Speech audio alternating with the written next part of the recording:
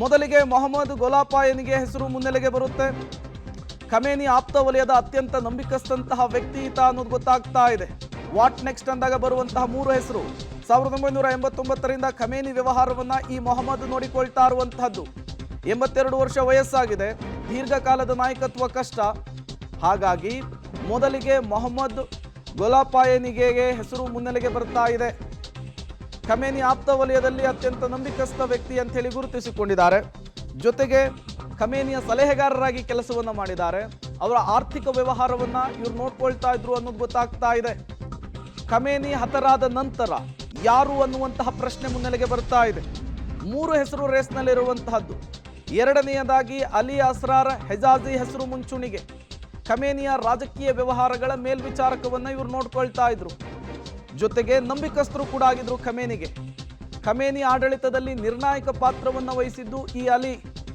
ಎರಡನೆಯದಾಗಿ ಕೇಳಿ ಬರ್ತಾ ಇರುವಂತಹ ಹೆಸರು ಇರಾನ್ನಲ್ಲಿ ಹಿಜಾಬ್ ವಿರುದ್ಧ, ಆರ್ಥಿಕತೆ ಅಧಪತನದ ವಿರುದ್ಧ, ಖಮೇನಿ ಆಡಳಿತದ ವಿರುದ್ಧ ದೊಡ್ಡ ಮಟ್ಟದ ಆಕ್ರೋಶ ವ್ಯಕ್ತವಾದಾಗಲೆಲ್ಲ ಈ ಅಲಿ ಅವರು ಅದನ್ನು ನಿಭಾಯಿಸಿದ್ರು, ಅದನ್ನು ಹತ್ತಿಕ್ಕಿದ್ರು ಅನ್ನುವಂತಹ ಮಾತುಗಳನ್ನ ಸ್ಥಳೀಯವಾಗಿ ಕೇಳಿ ಬರ್ತಾ ಇದೆ. ನ್ಯೂಯಾರ್ಕ್ ಟೈಮ್ಸ್ ಕೂಡ ಈ ಕುರಿತಂತೆ ವರದಿಯನ್ನ ಮಾಡಿತ್ತು.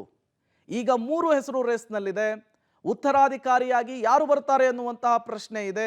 ಬಹುತೇಕ ಅಲಿ ಲಾರಿಜಾನಿಯ ಹೆಸರು ಫೈನಲ್ ಆಗ್ತಾ ಇರುವಂತಹದ್ದು.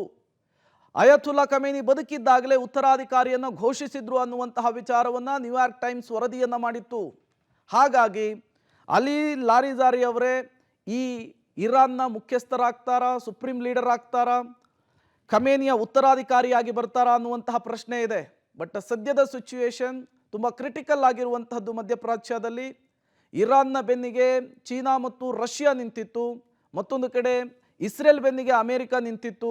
ಮಧ್ಯಪ್ರಾಚ್ಯದಲ್ಲಿ ತನ್ನ ಹಿಡಿತವನ್ನು ಬಿಗಿಗೊಳಿಸಿಕೊಳ್ಳಬೇಕು ಅನ್ನುವಂತಹ ಅಮೆರಿಕದ ಹಪಹಪಿತನ, ಜೊತೆಗೆ ತೈಲ ಉತ್ಪನ್ನದ ಮೇಲಿನ ಹಿಡಿತದ ಹಪಹಪಿತನ ಇವತ್ತು ಖಮೇನಿಯ ಹತ್ಯೆಯವರೆಗೂ ಕೂಡ ತೆಗೆದುಕೊಂಡು ಹೋಯ್ತಾ ಅನ್ನುವಂತಹ ಪ್ರಶ್ನೆ. ಖಮೇನಿ ಆಪ್ತರಾಗಿದ್ದು ಶಿಯಾ ಧರ್ಮೋಪದೇಶಕ, ಬರಹಗಾರ. ಮೂರನೆಯದಾಗಿ ಅಲಿ ರೇಜಾ ಅರಾಫಿ ಹೆಸರು ಕೂಡ ಮುನ್ನೆಲೆಗೆ ಬರ್ತಾ ಇದೆ. ಈ ಮೂವರಲ್ಲಿ ಒಬ್ಬರು ಖಮೇನಿಯ ಉತ್ತರಾಧಿಕಾರಿ ಆಗಬಹುದು ಅಂತ ಹೇಳಲಾಗ್ತಾ ಇದೆ. ಈಗ ಯಾರು ಉತ್ತರಾಧಿಕಾರಿಯಾಗಿ ಬರ್ತಾರೆ, ಅವರ ಮುಂದಿನ ನಡೆ ಏನು, ಅಮೆರಿಕದ ವಿರುದ್ಧ, ಇಸ್ರೇಲ್ ವಿರುದ್ಧ ಹೇಗೆ ಮುಗಿಬೀಳೋದಕ್ಕೆ ಮುಂದಾಗ್ತಾರೆ, ಇವೆಲ್ಲವೂ ಕೂಡ ಮಧ್ಯಪ್ರಾಚ್ಯದ ರಾಜಕೀಯವನ್ನ ನಿರ್ಧರಿಸುವಂತಹ ಸಾಧ್ಯತೆ ಇದೆ.